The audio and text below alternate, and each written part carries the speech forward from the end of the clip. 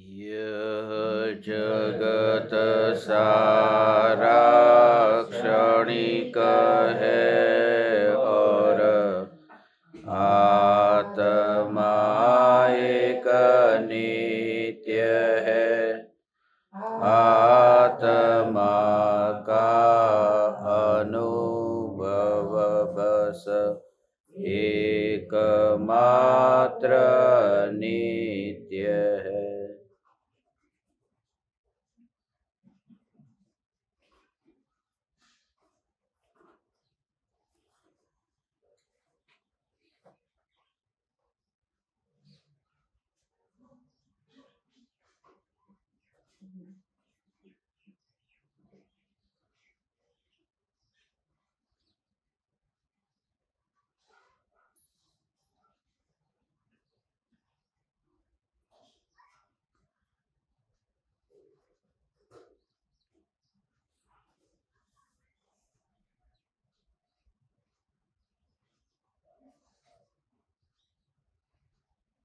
चैतन्य स्वभावी भगवान आत्मा अनादि अनंत शुद्ध चैतन्य मात्र है। ज्ञान मात्र है।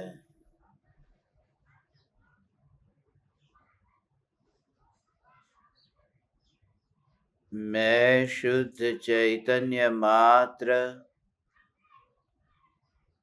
ज्ञान मात्र, भगवान आत्मा हूँ।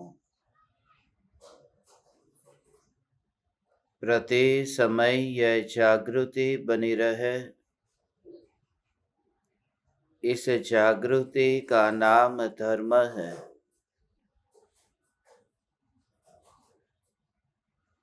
देह की प्रत्येक क्रिया के काल में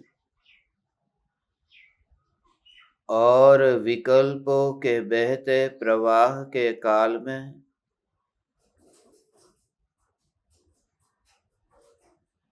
ज्ञानी को प्रति समय यह जागृति रहती है कि मैं चैतन्य तत्व देह की किसी भी क्रिया में नहीं हूँ। फिर वह देह बालक हो, युवा हो या फिर वृद्ध हो।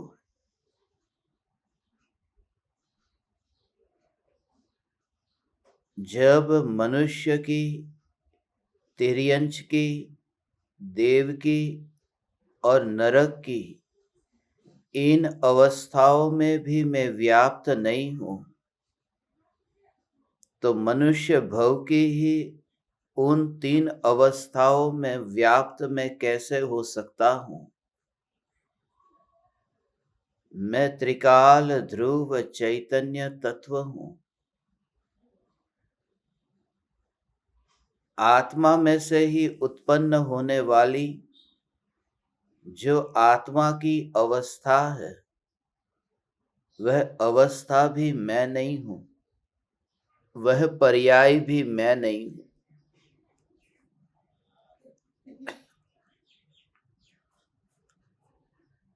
आत्मा की अवस्था भी मैं नहीं हूँ।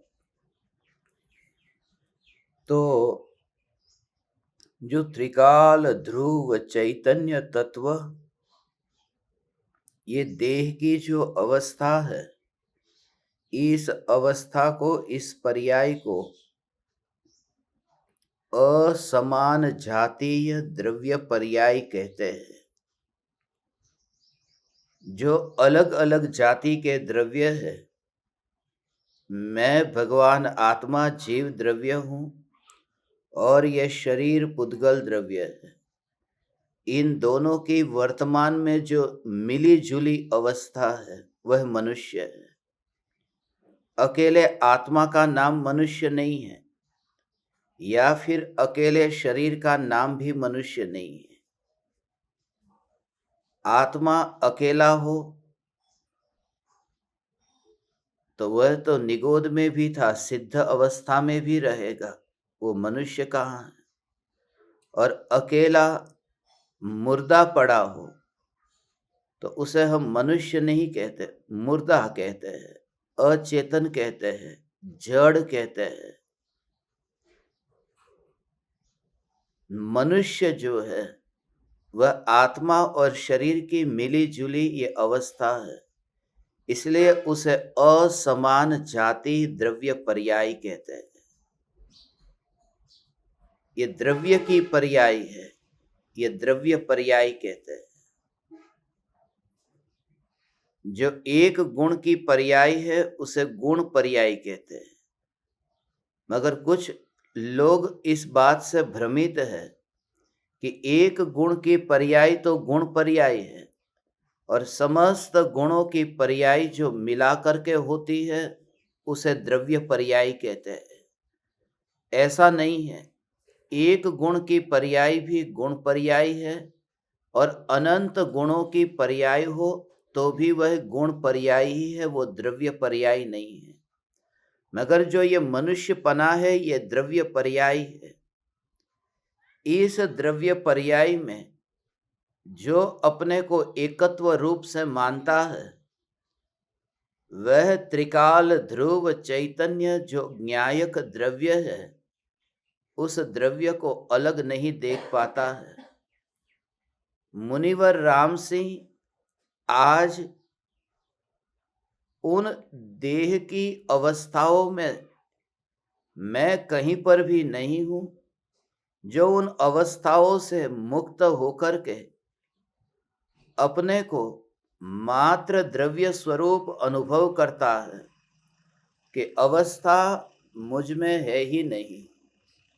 ये अवस्था से न्यारा ध्रुव तत्व कैसा है ये हमें समझना है।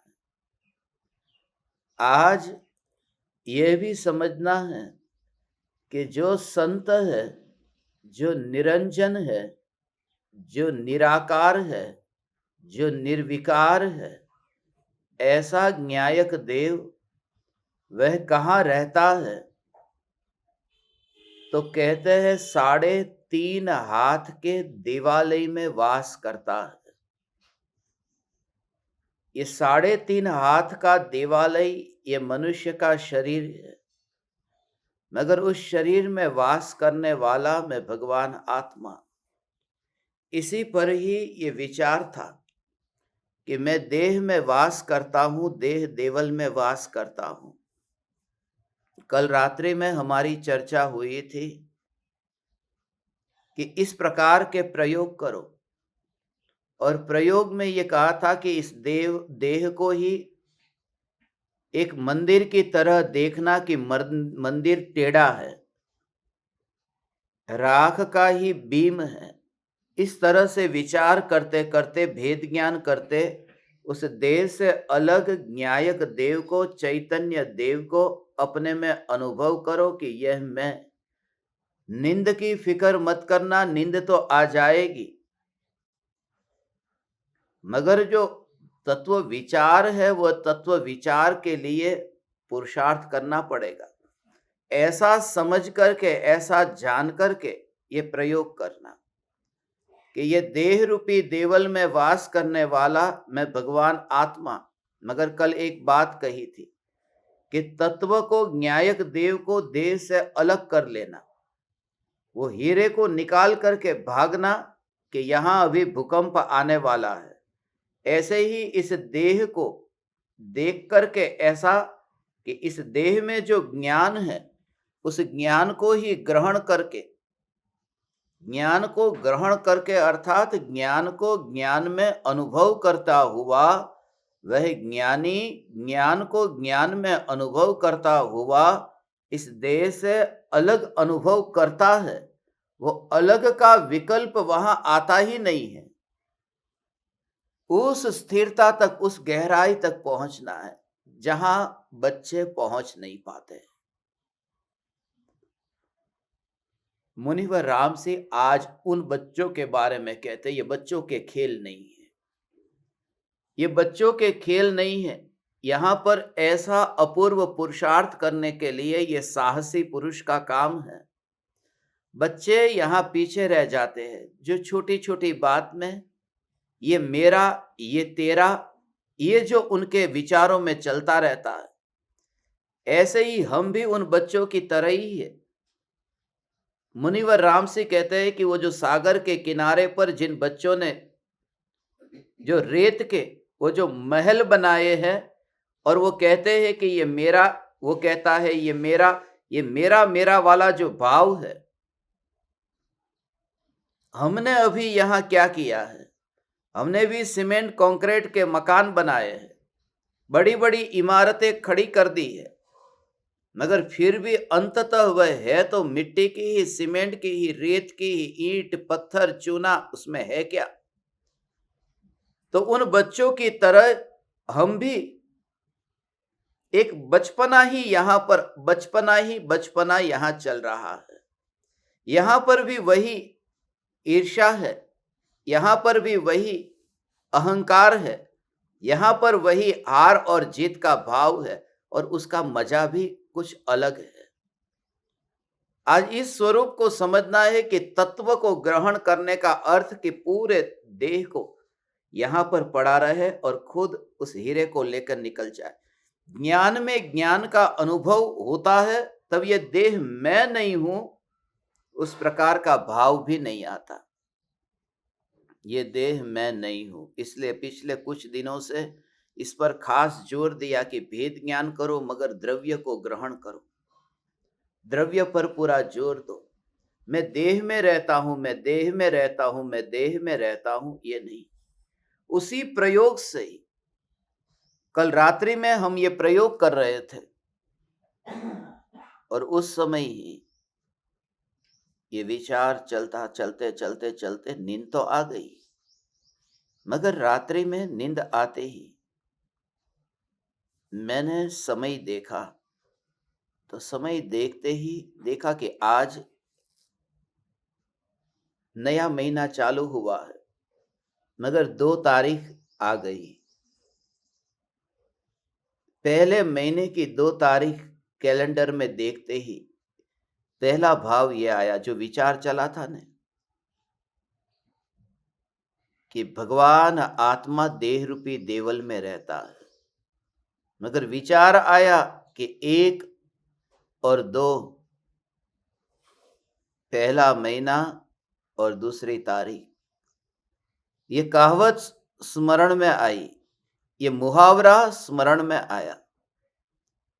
एक म्यान में 2 तलवार नहीं रह सकती है।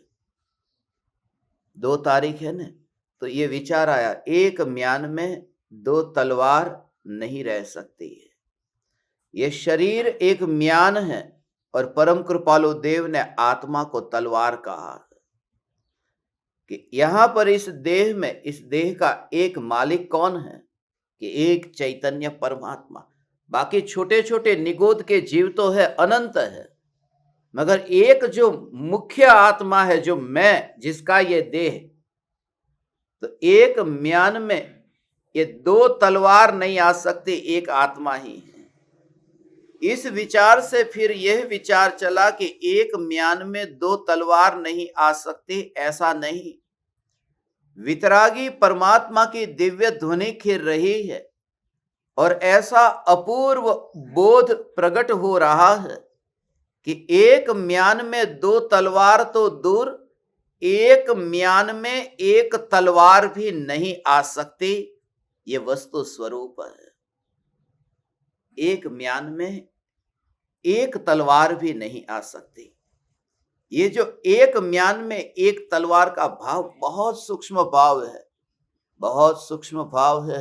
एक म्यान में एक तलवार भी नहीं आ सकती, क्योंकि जब म्यान है, उस म्यान में हम तलवार को डालते हैं तो लगता है कि तलवार म्यान के अंदर गई है, मगर म्यान के जो परमाणु है, उन परमाणुओं में कहीं पर भी तलवार के परमाणु है ही नहीं। उस म्यान के परमाणु में तलवार के परमाणु नहीं है, और तलवार के परमाणु जहां पर है वहां म्यान नहीं है, अंदर है ना। तो म्यान ने जो स्पेस को ऑक्यूपाई किया है और तलवार ने जिस स्पेस को ऑक्यूपाई किया है, ये दोनों अलग अलग है, दोनों अलग अलग जगह पर रहते हैं। तलवार अंदर के भाग पर रहती है। वो समझने के लिए अंदर का भाग, वास्तव में तो वो उसकी सत्ता है, वहां अंदर का और बाहर का ऐसा भाग नहीं है। तलवार अपने प्रदेश पर रहती है और म्यान अपने प्रदेश पर रहती है। इस दृष्टि से ये कहते हैं कि एक म्यान में एक तलवार भी नहीं आ सकती। म्यान है वहां पर म्यान ही रह सकता है, तलवार है वहां तलवार ही रह सकती है। एक द्रव्य दूसरे द्रव्य में नहीं रह सकता है।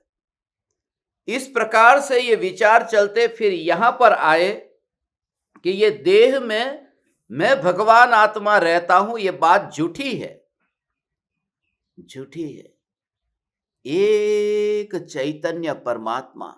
अब जरा तुम विचार करो, असल में ये विचार करो कि एक चैतन्य परमात्मा तत्व जो अखंड है, अभेद है, यह एक अभेद चैतन्य तत्व उन अनंत परमाणु, यहां तो म्यान कितनी है, एक तो दिखाई देती है, वास्तव में तो एक एक परमाणु एक म्यान की तरह है।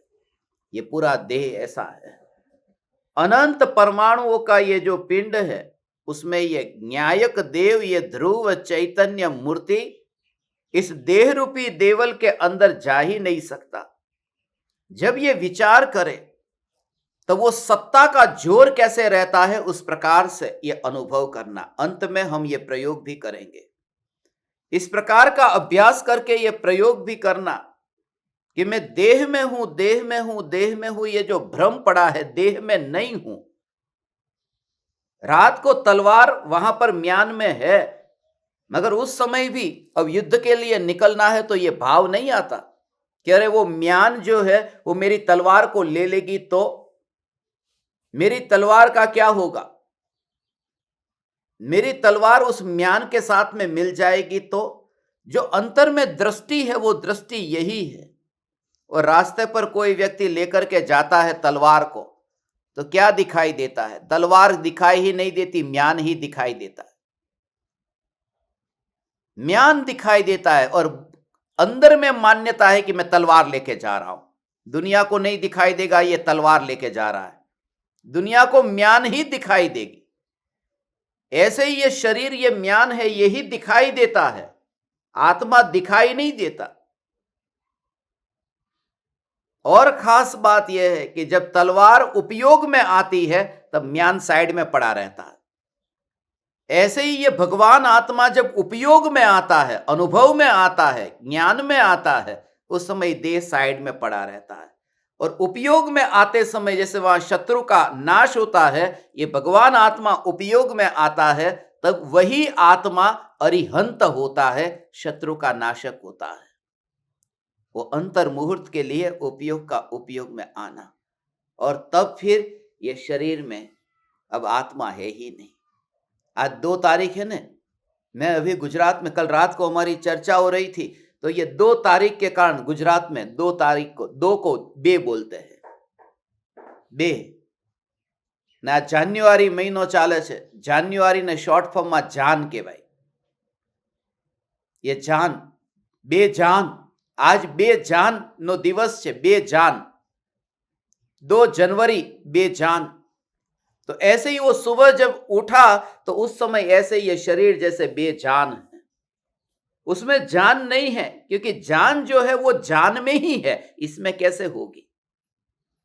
वो जो तलवार है वो तलवार में ही है, वो म्यान में कैसी होगी। तो शरीर ऐसे ही पड़ा रहता है, और पड़ा रहता है ऐसा नहीं, उठ करके फिर वो टॉयलेट बाथरूम जाता है, तब भी तुम अंतर में ऐसा ही, अंतर में यही अनुभव करते हो।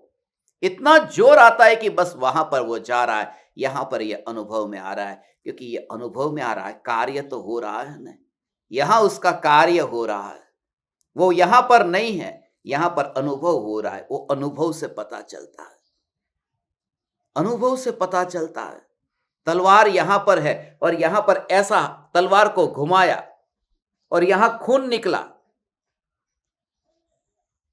और फिर मैं कैसे ये मानूं कि यहां म्यान है, क्योंकि खून निकला नहीं, वो म्यान कहीं और जगह पड़ा है, उसका प्रमाण मेरा अनुभव है कि खून निकल रहा है।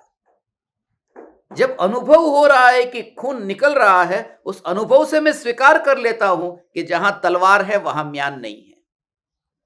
जब ज्ञान में ज्ञान का अनुभव होता है, उस अनुभव से यह स्वीकार होता है कि यहां पर ज्ञान ही है, यहां देह नहीं है। समझे कोई सौभाग्य, कोई विरला यह समझ पाता है और समय आने पर समझ पाता है। उससे पहले किसी को समझाया भी नहीं जा सकता। कितनी भी कोशिश करो, कितना भी भाव से भिग करके उसके अंतर आत्मा में ये बात, ये प्राण पूरने का प्रयास करो, पूरा ही नहीं जा सकता, भरा ही नहीं जा सकता। जब तुम्हारा काल आएगा तब होगा, मगर वह काल आएगा कब? वो मुफ्त में नहीं आता, उसमें प्राण डालना पड़ता है। उसमें पूरी तरह से मिट करके ये प्रयोग जिनके अंदर होंगे, रात्रि के अंतिम समय में ये जो प्रयोग है, पूरी रात पर वही धारा चलेगी। फिर एक बार भी तुम मोबाइल में समय को देखो या घड़ी में समय को, वही विचार चलते चलते वही धारा चलेगी, कुछ और दिखाई ही नहीं देगा। बस यहां तो कुछ है ही नहीं। ऐसा ये दो द्रव्य पड़े थे, अपना चैतन्य तत्व उसे पा लिया। बस ऐसे ही भेद ज्ञान होता है। मैं ज्ञायक देव, जहां पर यह तलवार है वहां पर म्यान नहीं है। ये देह रूपी देवल, ये 3.5 हाथ के देवालय में, ये हाथ है ना, इतना हाथ, ये सब नापना, सबका हाथ बराबर फिट आता है कि नहीं, यहां से लेकर के यहां तक का हाथ नापना, और फिर 3.5 हाथ का ये पूरी हाइट होती है कि नहीं, मैंने तो नाप ली, होती है 3.5 हाथ का, हर एक का जो शरीर की हाइट होती है। नॉर्मल आदमी होगा तो अब नॉर्मल का पता नहीं, वो 3.5 हाथ का हमारा शरीर होता है। तो अपना हाथ हो, आदिनाथ भगवान का हाथ, यहां पर फिर अपने साथ में नहीं नापना, हर एक को अपने अपने नाप से अपने शरीर को नापना हो तो एक बार आज प्रयोग कर लेना। अभी नहीं, ये अभी वो ऐसे ही कर रहे हैं, वो बाद में करना। ये प्रयोग 3.5 हाथ के देवालय में ये भगवान आत्मा वास करता है। देवालय में, ये मुनिवर राम सिंह का खास शब्द है, 3.5 हाथ के देवालय में।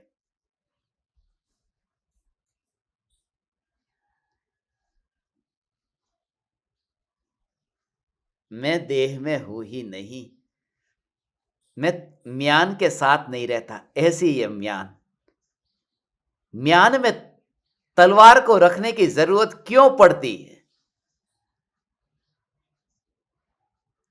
कहीं लग न जाए, किसी को खून न निकल आए, वो तलवार खराब न हो जाए, तलवार पर पानी आकर के जंग न हो जाए, ये कई कारण है।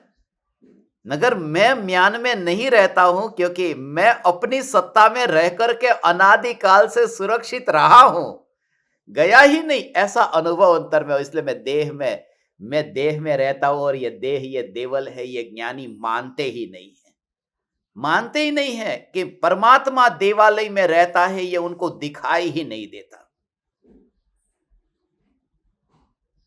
वो विचार ही नहीं आता। एक जो मूल प्रयोजनभूत चैतन्य सत्ता है, बस उसी पर ही पूरा फोकस रहता है। फिल्म के थिएटर में वो जो पर्दे पर जो दृश्य आते हैं, उन दृश्यों को देखने के लिए जाते हैं 3 घंटे तक, तो बाकी जो दीवार है, उन दीवारों के रंग है, थिएटर है ना, मगर वो थिएटर दिखाई नहीं देता, वहां अंधेरा हो जाता, एक दृश्य दिखाई देता है। उन दीवारों के रंग को क्यों नहीं दिखाते? और ऐसा नहीं है कि वो दीवार कैसी भी रंग की है, उसको भी सजाया है, उन दीवारों को भी, मगर जिस समय वो सामने पर्दे पर दृश्य आता है, उस दृश्य को देखना हो, तब ये दीवार को इग्नोर करना पड़ता है। यदि उन दीवारों पर भी थोड़ा फोकस करके, यदि वहां पर टॉर्च करके यदि करे तो झटका लगता है। कोई आदमी यदि वहां पर टॉर्च करके तुम्हारे सामने करे, कहीं इधर उधर करे, तो डिस्टर्ब होता है कि बैठ जा भाई थोड़ी देर, अभी अच्छा सीन आ रहा है।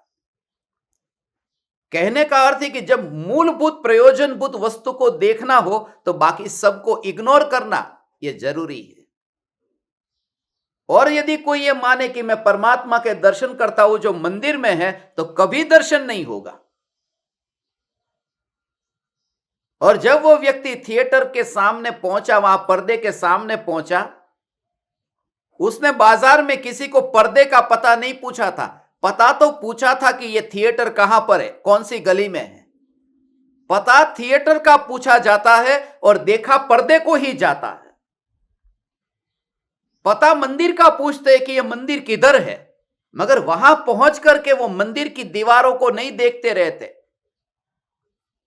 वो मंदिर का शिखर तो जब तक हम मंदिर में नहीं है तब तक दिखाई देता है। मंदिर में जाने के बाद में यदि कोई शिखर को देखे तो वो मूढ़ है,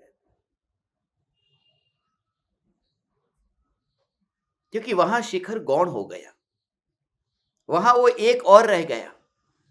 हे ज्ञान दीपक, इस प्रकार से ध्रुव चैतन्य के जोर से वो मंदिर गौण हो जाए।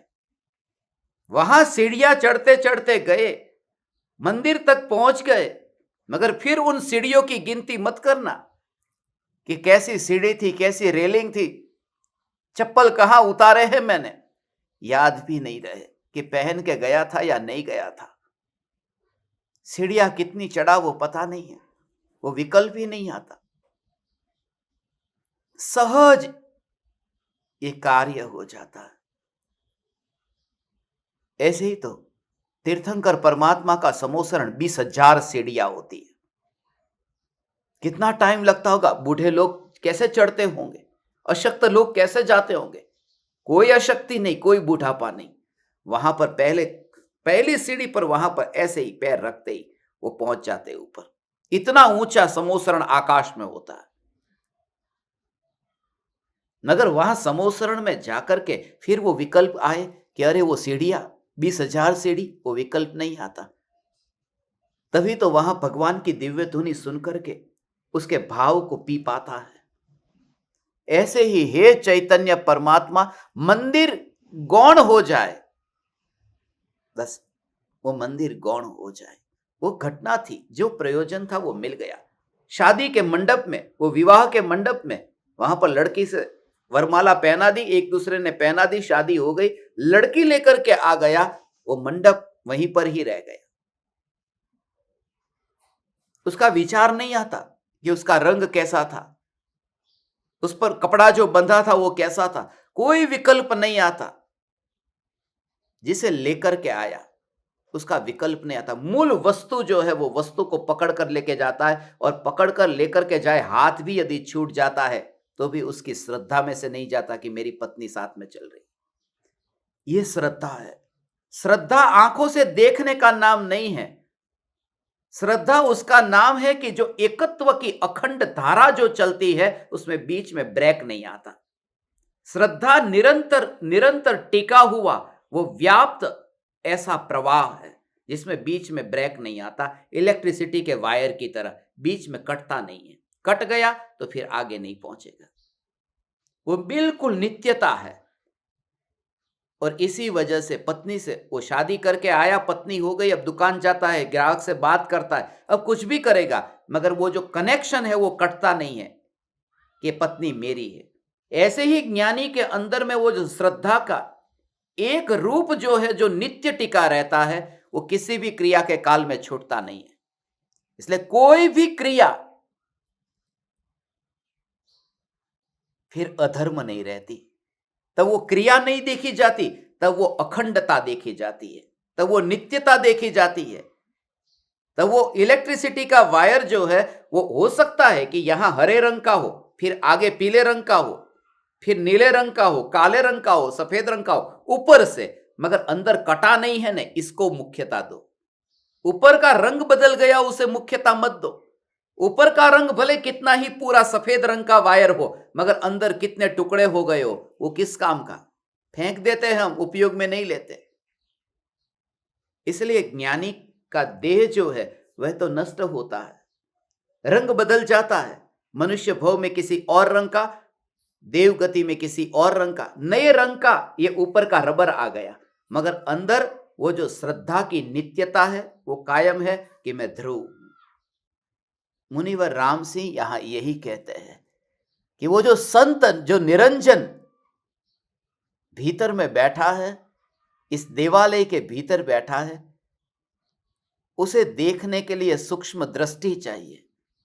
बचकाने लोग उसे देख नहीं पाते। ये बचकाना,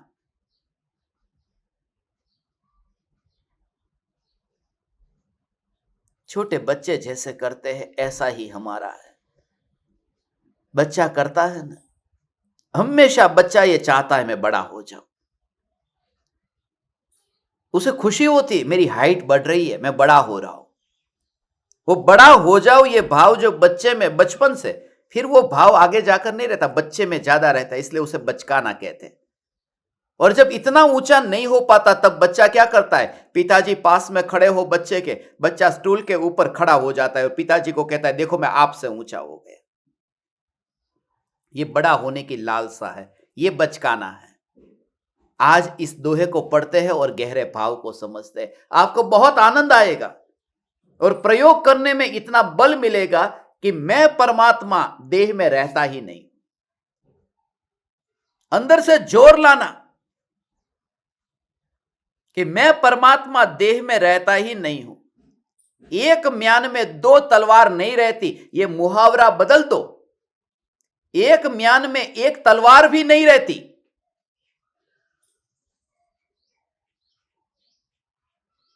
एक देह में एक आत्मा भी नहीं रहता, एक देवालय में एक परमात्मा भी नहीं रहता।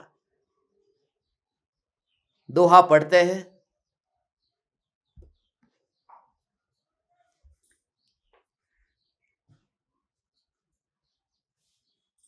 अथ अहूठ हम देवली वालहम नाही पवेसु संतु निरंजनु तहिम वसई निम्मलु होई गवेसु।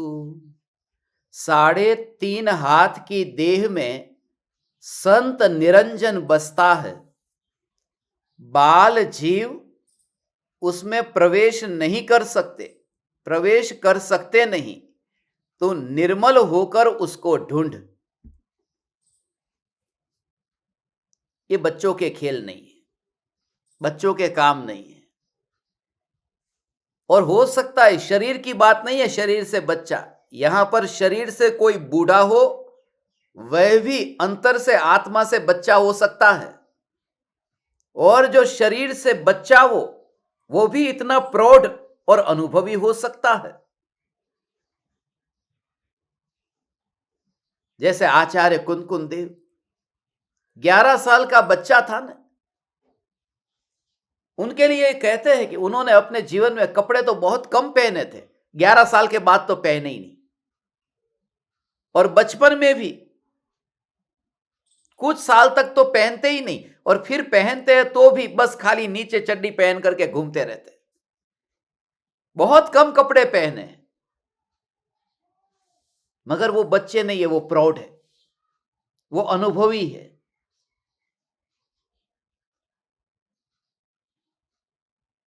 वे निर्ग्रंथ हो जाते हैं। और बूढ़ा है वो मरते समय तक भी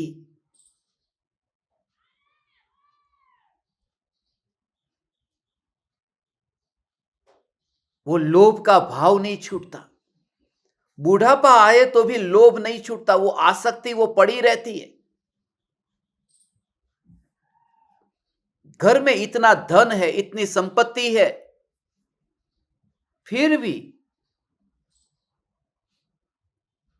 1 साल पुराने चावल हो गए हैं, फिर भी उन चावल को निकाल करके देखता है, कीड़े हो गए, फिर भी साफ सफाई करता है, चावल को जाने नहीं देगा, पूरा सफाई करेगा, फिर उसमें वो तेल डालेगा, तेल में मोई नाखे એટલે પછી વધારે कीड़ा न पड़े। पहला पड़ी गया था, पहला साफ કર્યા, सफाई कर दी, पानी में धो डाला, कीड़े चले गए, अब फिर उसको धूप में सुखा दिया और फिर थोड़े दिन रखा, फिर कीड़े पड़े, फिर उसको अलग कर दिया।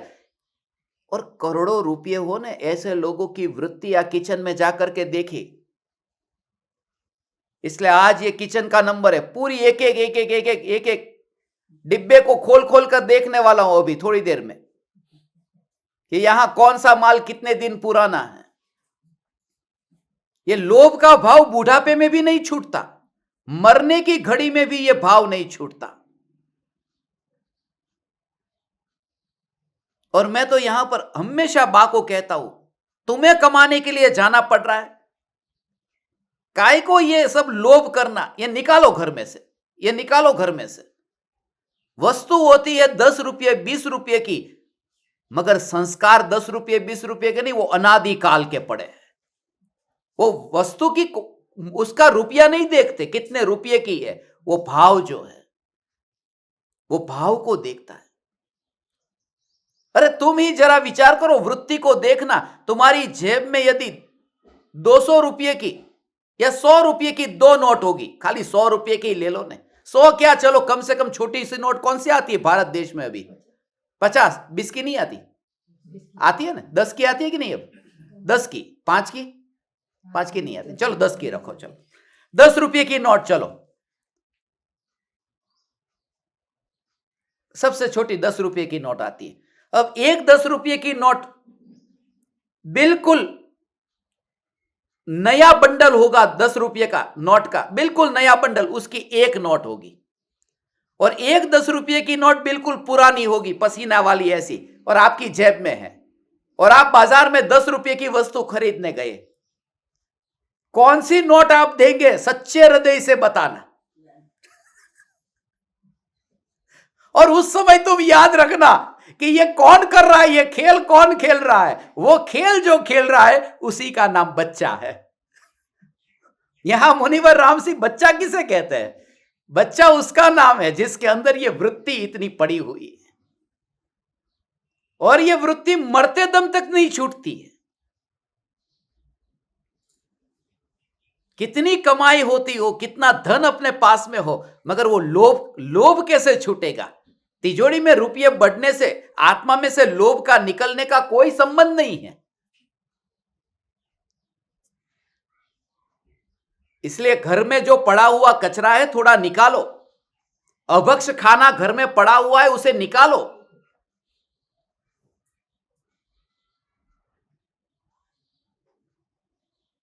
सब जानते हुए भी अनजाने हो रहे हैं, जान करके भी अनजाने हो रहे। खाने में बाल आ गया कि बाल को निकाल दो, बाकी का खाना रहने दो, हम बाल नहीं खाते। यहां आध्यात्मिक साधना केंद्र में नियम है, कोई भी ये शावर कैप पहने बिना अंदर नहीं आ सकता, किचन के अंदर आ नहीं सकता, मैं भी नहीं आ सकता। ये मेरे लिए भी कानून है कि खाने के अंदर बाल नहीं आना चाहिए।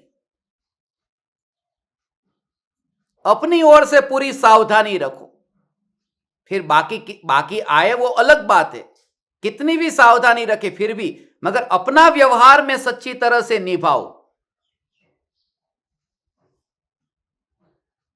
आप खाना बनाते, हम भी बनाते, हम भी किचन में खाना बनाते, एक बार भी शावर कैप पहने बिना, ये शावर कैप बोलो जो भी, सिर के ऊपर टोपी पहने बिना, वो बाल को पूरी तरह से ढके बिना खाना नहीं बनाया।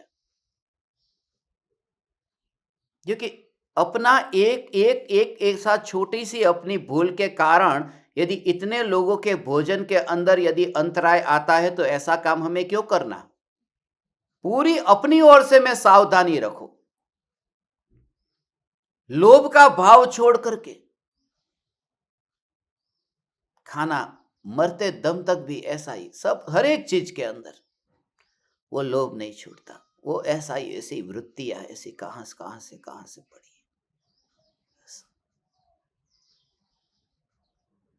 प्रत्येक समय ये वृत्तियों को देखे तो पता चलेगा। हो वह वृत्तियों को देखना, खाली अपने में ऑब्जर्वेशन यही करना। खाली ये रुपये की नोट में नहीं, कपड़े में भी तुम देखना। शादी के अगले दिन और शादी के दिन, अब 2 जोड़ी कपड़े हैं, तो शादी का जो एक दिन पहले का दिन होगा उस दिन थोड़े जो सस्ते वाले वो पहनेंगे, शादी के दिन थोड़े महंगे वाले हैं वो पहनेंगे, जो सबसे ज्यादा महंगे वो शादी के दिन होगा। ये मन में जो खेल खेलते हुए जो देखते हैं ना, ये साड़ी जो सबसे महंगी है वो तो उस दिन के लिए रखी है, लास्ट दिन के लिए रखी है। आज शादी नहीं है, आज 2 गहने ही पहनेंगे, कल शादी है, कल 4 पहनेंगे। ये जो वृत्ति, पहनो तुम, मैं पहनने का मना किसी को नहीं करता, खाओ पियो उसका मना नहीं करता। ये कहता हूं कि वृत्तियों का निरीक्षण जब तुम करते हो तब पता चलता है कि हे वितरागी परमात्मा, ये वृत्तियां जो पड़ी है वो आपने ध्रुव चैतन्य तत्व का जो बोध दिया है उस ध्रुव की मस्ती से ही छूट सकती है, और इस ध्रुव की मस्ती का मैं पुरुषार्थ करूंगा, अभी मैं भेद ज्ञान करूंगा, ऐसा बल ला तू,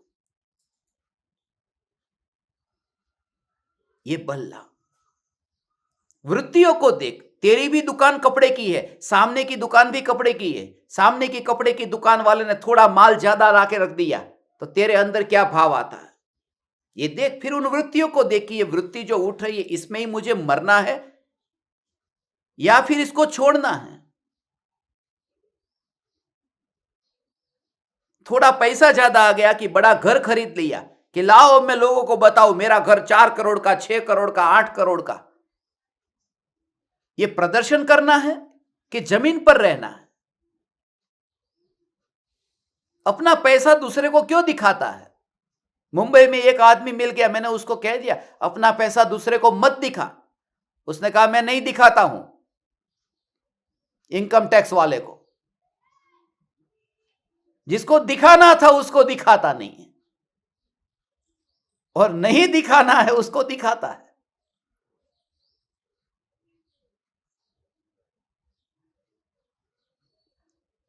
एक म्यान में एक तलवार नहीं रह सकती,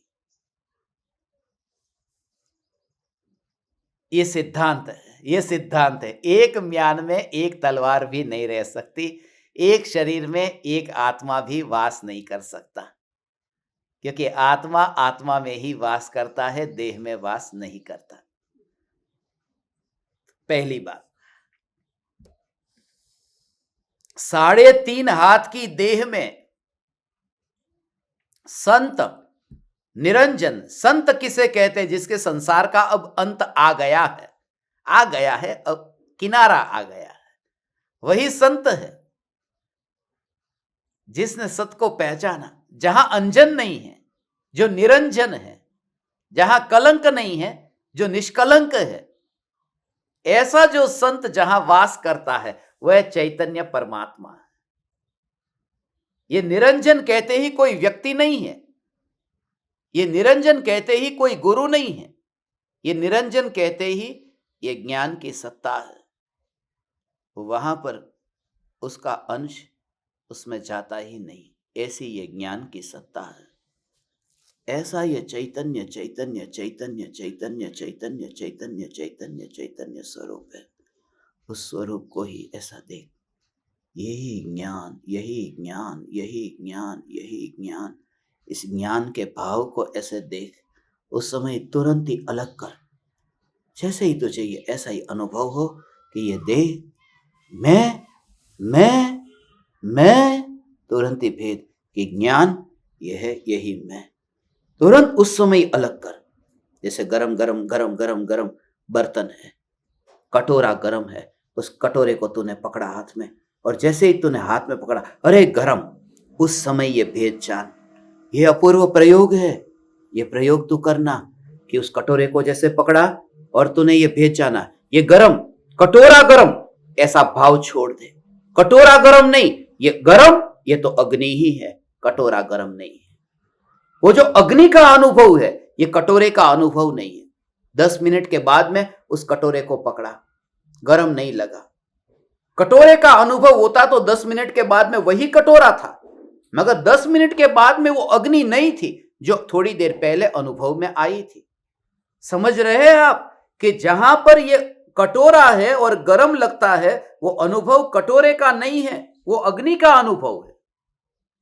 ऐसे ही ये जान कि जब तू इस शरीर को छूता है तो ये जान कि ये शरीर का अनुभव नहीं है, ये अनुभव जो हो रहा है जानने का वो ज्ञान का है, देह का अनुभव ही नहीं है, ये देह का अनुभव नहीं है। कैसा? उसको उस समय अलग नहीं किया जा सकता। जब वो कटोरा गर्म होता है उस समय तुम कटोरे को एक और रखो और फिर उस कटोरे में जो उष्णता है, वो गर्मपना है, उसे निकाल करके अलमारी में रखो, ये नहीं हो सकता। सिर्फ इतना हो सकता है कि ये गर्म है, वो अग्नि है, और ये जो पड़ा रहा है बस वो कटोरा है। ये लक्षण से भेद जान करके समझ सकते हैं। ऐसे ही आत्मा और शरीर को अलग नहीं कर सकते, जैसे अग्नि को और बर्तन को अलग नहीं कर सकते, मगर अनुभव हो। और एक बात मैं आप परमात्माओं से कह दूं कि जिस समय आपने वहां पर छुआ कटोरे को, उस समय जब अनुभव हुआ, अरे कटोरा, ऐसा कटोरे का भाव नहीं है। वो जो झटका आपको लगा है वो गर्म का झटका लगा है, वो आपने हाथ हटा दिया है, वो कटोरे के कारण नहीं। वो कटोरा होता या फिर गिलास होता कोई फर्क नहीं पड़ता, गर्म लगा है उससे हाथ हटा दिया है, माने वो उष्णता का अनुभव है, उस पर जोर है। ऐसे ही ये पुरुष का शरीर है, स्त्री का शरीर है, उसमें कोई फर्क नहीं पड़ता। वो जो अनुभव लक्षण जिसका है वो ज्ञान है, और वो ज्ञान सब में व्याप्त है। इसलिए ज्ञानी को देह का अनुभव हो रहा है ऐसा दिखाई देगा कि ये तो शरीर के साथ में रहते हैं, ये दिखाई देगा ये भोगों को भोगते हैं, खाते पीते चलते फिरते उठते, ये सब क्रिया में, मगर उनकी दृष्टि जो है वो ध्रुव के अनुभव पर है कि भगवान आत्मा, ये ध्रुव चैतन्य, यही नित्यता, ये अनुभव भगवान आत्मा का अनुभव है, ये मेरा अनुभव है, ये शरीर का अनुभव है ही नहीं। शरीर में अनुभव होता ही नहीं है, बर्तन गर्म होता ही नहीं है, होती है गर्म वह अग्नि ही होती है, बर्तन क्या गर्म होता।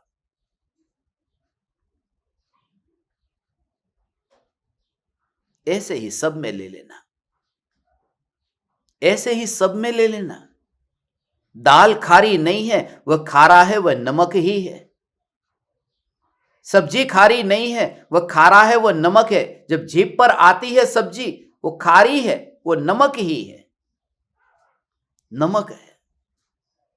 ये जो खुशबू आ रही है वो फूल की नहीं है, वो गंध है उसमें, वो फूल नहीं है।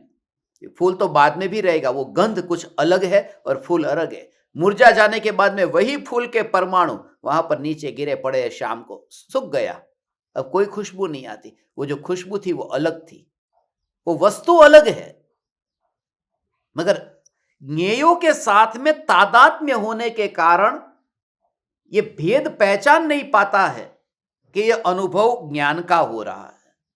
उस समय कटोरा और अग्नि इतने नजदीक है, इस वजह से यह भेद नहीं कर पाता है कि कटोरा और अग्नि अलग अलग है। वो तन्मयता के कारण मुनिवर राम से ये कहते हैं कि ऐसा निरंजन संत यदि समझना है तो वही समझ सकता है, बाल जीव उसमें प्रवेश नहीं कर सकते। ये खेलने कूदने वाले के काम नहीं है, ये हार जीत वालों का काम नहीं है, ये लड़ाई झगड़े वाले का काम नहीं है। यहां जो अनुभवी है, प्रौढ़ है, युवान भी नहीं, प्रौढ़ है, उसका काम है।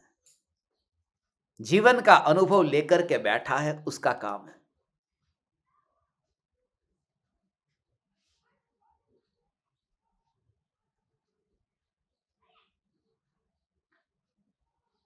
बच्चा खेलना चाहता है, बच्चा हार जीत में रस लेता है। बच्चा माने वो, बच्चा माने वो मन, मन बच्चा, वो सब मन बच्चे ही है जो भी ये खेलना चाहते हैं।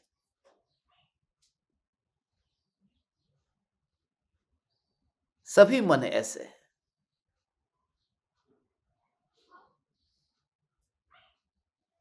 जब तक वो हार और जीत का भाव न हो, जब तक संघर्ष न हो, विवाद न हो, तब तक जीवन जीवन नहीं लगता। वैज्ञानिकों ने अभी संशोधन किया है, हम ये मानते हैं कि जिनकी शादी हो जाती है वो शांति से रहते हैं। नहीं, जिनकी शादी नहीं होती वो शांति से रहते हैं, अकेले है, कोई झंझट नहीं है, अकेले है ना।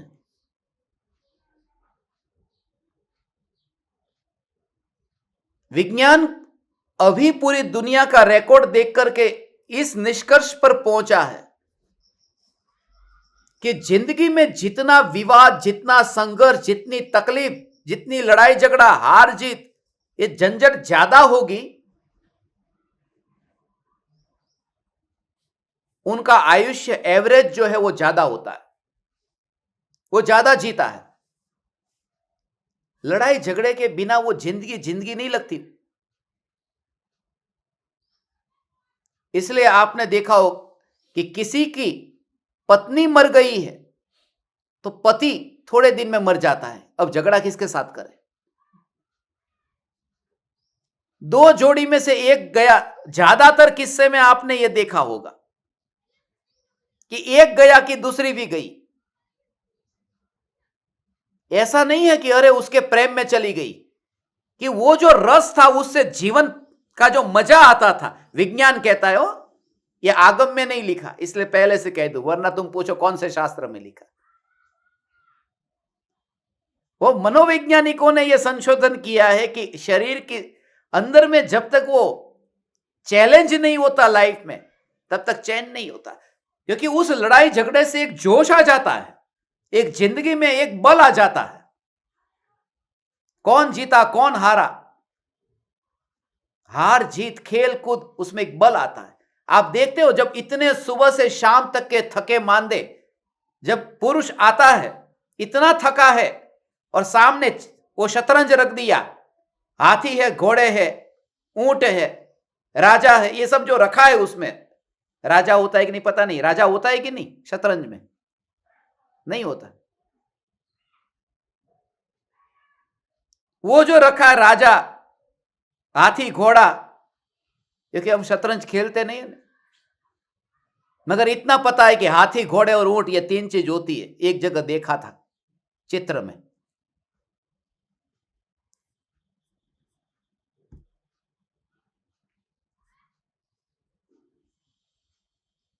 उसका उसका मजा आता है, वो खेलने का मजा आता है। पूरे दिन भर का थका हुआ हो,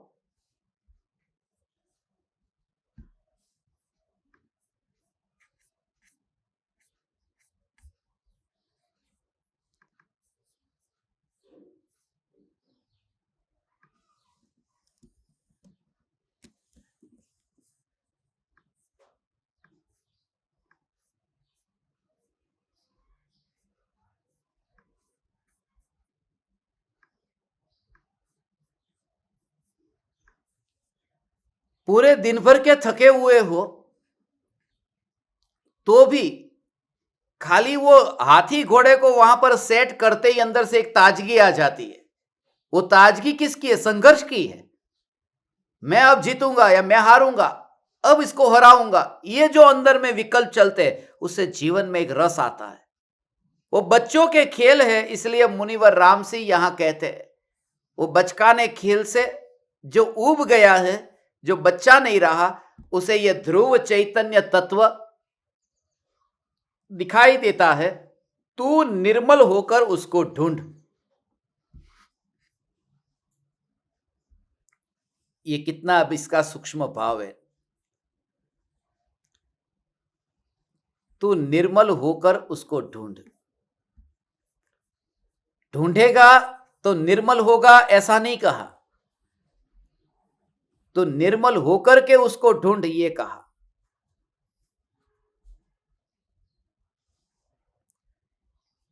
क्योंकि राजा को सिंहासन पर बिठाते हैं तो सिंहासन को साफ करते हैं। किसी को भी, महान व्यक्ति को अपन कुर्सी पर बिठाते हैं तो कुर्सी को सफाई करते हैं कि नहीं? तो ऐसे ही यहां तो परमात्मा को विराजमान करना है, तो परमात्मा को विराजमान करने के लिए परमात्मा को उस आसन पर तो बिठाना पड़ेगा जहां पर साफ है, साफ सुथरा है।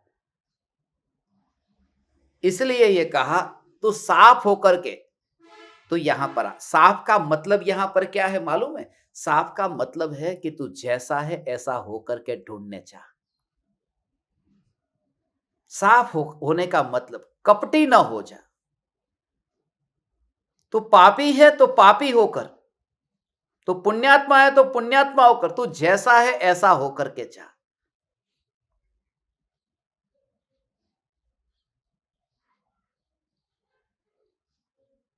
उसका आनंद अलग है। निर्मल जीव उसमें प्रवेश कर पाते हैं।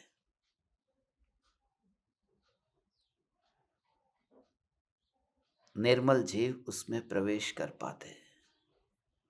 जिस ज्ञान से भेद ज्ञान होता है, उस ज्ञान को तो निर्मल कर, उस निर्मल ज्ञान को राग के विकल्प से अलग करके, ये ज्ञान मात्र भगवान आत्मा, यह ज्ञान मात्र भगवान आत्मा, यही मैं हूं, उसमें राग के विकल्प को मिला करके मत देख। ये निर्मल होकर के देखना और उसका प्रयोग कैसे करना, इस पर अंत में हम थोड़ी प्रयोगात्मक अध्ययन करते हैं। आज इसी के प्रयोग में आपका दिन बीते,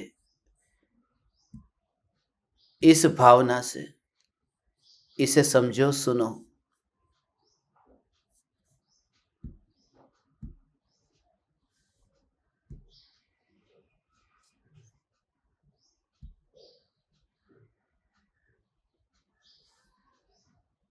देखो,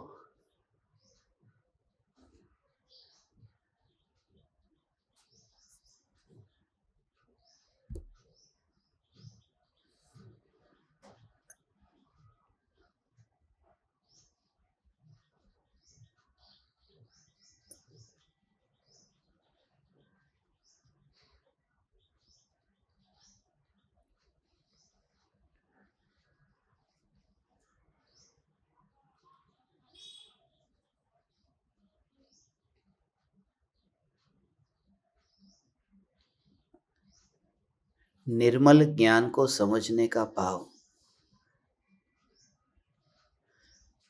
मलिन परिणाम मलिन ज्ञान पर प्रतिबिंबित नहीं होते। जो भी मलिन परिणाम प्रतिबिंबित होते हैं, वह निर्मल ज्ञान पर प्रतिबिंबित होते हैं। राग और द्वेष के भाव मलिन भाव है और ज्ञान मलिन होता नहीं है। राग और द्वेष के भाव में जो विभाव रूप परिणमन है, ये जो विभाव रूप चारित्र गुण का परिणमन है ना, 3 प्रकार के विकार है। मोह का भाव, राग का भाव और द्वेष का भाव। मोह का भाव श्रद्धा गुण का और राग द्वेष के भाव ये चारित्र गुण का परिणमन है। ज्ञान गुण के परिणमन से न मोह होता है न राग द्वेष होते हैं। तो इन तीनों को, ये है मोह, ये मोह और ये राग, ये द्वेष। तो मोह का भाव, ये राग द्वेष के भाव, उसमें एक ज्ञान भी है, क्योंकि ये मोह श्रद्धा, राग द्वेष ये चारित्र, मगर ये जो ज्ञान है इसका परिणमन क्या है कि मात्र जानना है।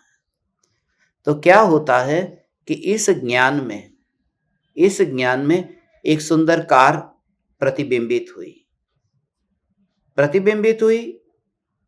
राग क्या कहता है? बहुत अच्छी है। कौन अच्छी है? जो ज्ञान में प्रतिबिंबित हुई, बहुत अच्छी है। अब धन इकट्ठा किया, दुकान पर गया और फिर उस कार के पैसे दिए और फिर श्रद्धा कहती है ये मेरी है। ज्ञान में कार प्रतिबिंबित हुई, चारित्र ने राग किया, श्रद्धा ने अपनापन किया, मोह भी हुआ, राग भी हुआ, मेरी भी है और अच्छी भी है। मगर कौन? वह कार। मगर मेरे पास में है, कैसे पता चला वह कार है? कि वो ज्ञान में रिफ्लेक्ट हुई, प्रतिबिंबित हुई। तो जो ज्ञान में प्रतिबिंब पड़ा, इस ज्ञान में क्या गाड़ी है? नहीं है। इस ज्ञान में गाड़ी नहीं है। और इस ज्ञान में ये मोह का जो भाव हुआ कि ये गाड़ी मेरी, गाड़ी तो यहां नहीं है, सिर्फ सामने है जो यहां रिफ्लेक्ट हो रही है। तो श्रद्धा ने माना ये मेरी है, चारित्र कहता है ये अच्छी है। तो वो मेरी और अच्छी ये वाले जो भाव है, ये भाव भी इस ज्ञान के तो उतने ही दूर बाहर है जितनी वो गाड़ी दूर है। क्योंकि प्रतिबिंबित हुए ना, तो मोह भी प्रतिबिंबित होता है, राग भी प्रतिबिंबित होता है, मगर ज्ञान गंदा नहीं होता है। और इस वजह से अनंत देह को धारण करके भी आत्मा का ज्ञान गंदा क्यों नहीं हुआ? क्योंकि अनंत देह को धारण किया, ये बात झूठी है। अनंत देह ज्ञान में रिफ्लेक्ट हुए। दर्पण ने गाड़ी को पकड़ लिया, ये बात झूठी है। दर्पण में गाड़ी का प्रतिबिंब पड़ा। तो इस तरह से ही भगवान आत्मा, ये जो ज्ञान है, उस ज्ञान में राग द्वेष इतने होते हैं, फिर भी ज्ञान निर्मल है। ये निर्मल ज्ञान है। तो कुछ तो निर्मल है ना, कुछ निर्मल है। तो जो निर्मल है उसी को ही अब आधार बना करके अब अंतर में जाना है। गंदे को लेकर के अंदर में कैसे जाएंगे?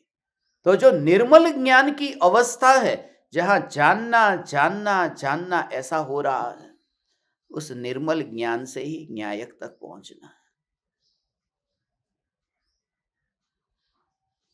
और इस निर्मल ज्ञान में तो पहले तो ये कि मेरे में गाड़ी नहीं है, मैं दर्पण हूं,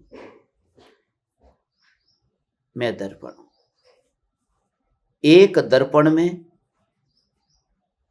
दो गाड़ी नहीं आ सकती, एक गाड़ी भी नहीं आ सकती, पराया आ ही नहीं सकता। ऐसे ही मैं ज्ञान दर्पण में ये देह आ नहीं सकता।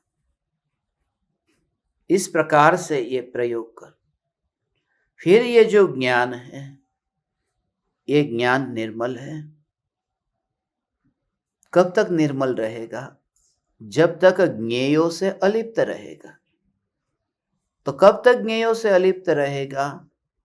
कि जब तक उसका स्वभाव लिपायमान होने का नहीं हो जाता। मगर स्वभाव तो अनंत काल तक उसका वही रहता है कि जो कभी लिपायमान न हो। उसका प्रमाण कैसे मैं जानूं? कल के बारे में तो मुझे कुछ भी नहीं पता। तो वह भूतकाल का अनुभव साक्षी है, अनुभव साक्षी है। बस वही है, वही है, वही है, वही है, वही है। उसका होना, उसका होना। ऐसे ही ज्ञान की सत्ता को देखना। मेरा अभी जो ये ज्ञान स्वरूप है, वो यही बताता है कि मैं ध्रुव चैतन्य परमात्मा हूं। इस संबंध में जो गहन प्रयोग है, वो एक अलग से कभी रखने का भाव है, कभी रखेंगे। मगर यहां पर इसका गहन का भाव इसलिए कहता हूं क्योंकि ये जो ज्ञान है, इस ज्ञान में ये विकल्प नहीं है।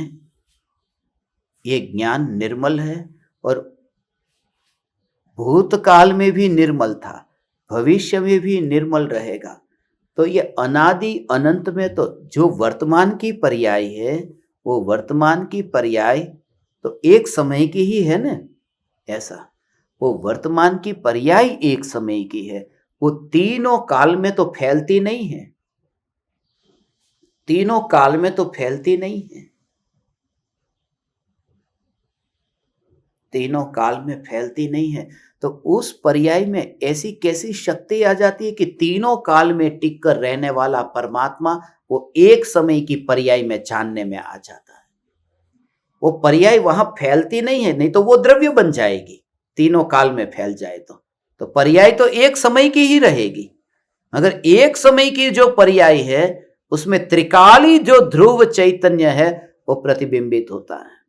तो सिद्धांत ये समझना कि जहां वो प्रतिबिंब पड़ता है, उसको उतना फैलने की जरूरत नहीं है जितना द्रव्य है। वो एक समय में रह करके भी विराट द्रव्य दिखाई दे सकता है, उतना विराट। इन आंखों को पहाड़ बहुत विराट है, तो पहाड़ जितनी आंखों को बड़ा होने की जरूरत नहीं है, क्योंकि इतने बड़े पहाड़ को इतनी छोटी आंखें कैसे देख पाएगी? छोटी आंख हो मगर पहाड़ स्पष्ट दिखाई देता हो सकता है। सिर्फ इतना कि आंख को बड़ा होने की जरूरत नहीं है, आंख में कण न हो ये जरूरी। ऐसे ही ज्ञान की एक समय की पर्याय को अनादि अनंत फैलने की जरूरत नहीं है। सिर्फ एक समय की पर्याय में वह मोह और राग द्वेष के जो भाव है वो अंदर घुसे नहीं होने चाहिए, और नहीं घुसे हैं तभी तो वे मोह राग द्वेष स्पष्ट दिखाई देते हैं। वो पहाड़ का कण मेरी आंख में नहीं गिरा है, इस वजह से तो ये पहाड़ दिखाई दे रहा है।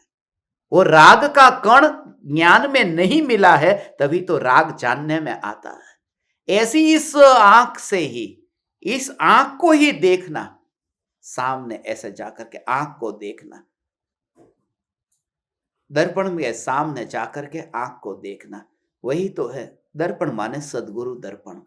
उनके सामने जाकर के आंख को देखना, और जब वह आंख दिखाई देती है, दर्पण कुछ भी नहीं करता, ऐसा ही बस दर्पण है, आंख को दिखाता नहीं है।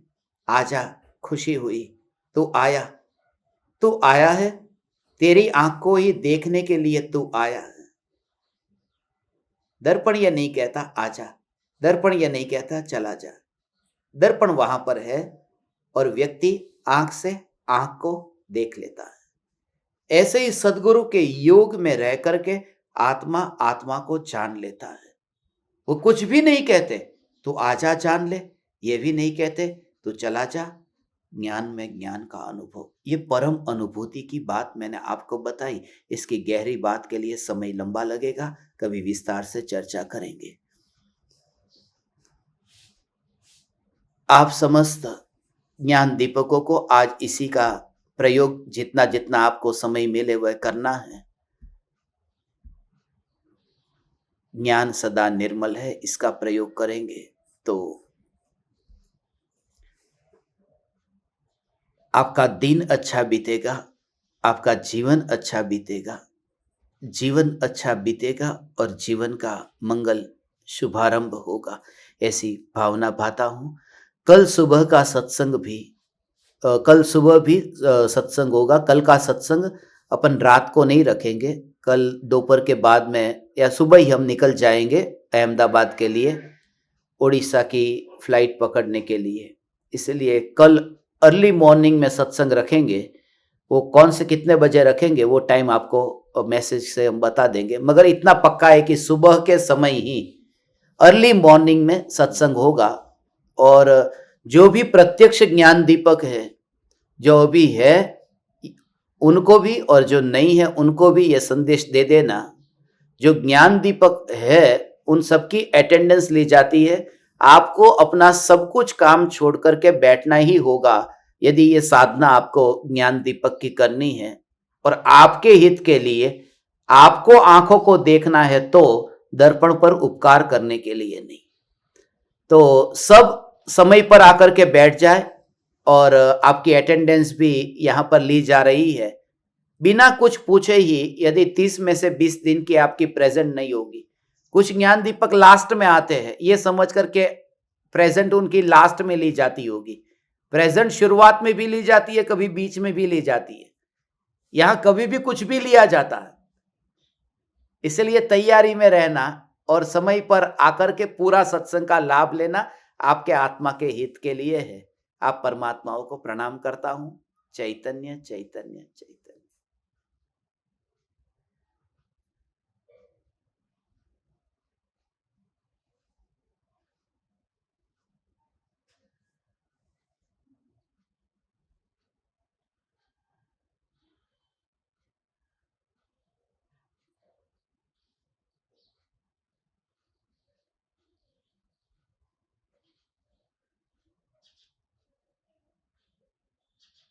अहो अहो श्री सद्गुरु करुणा सिंधु अपार,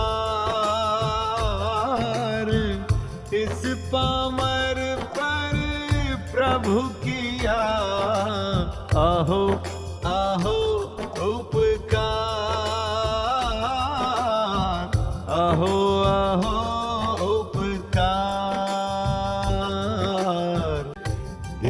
सहित जिनकी दशा वरते देहा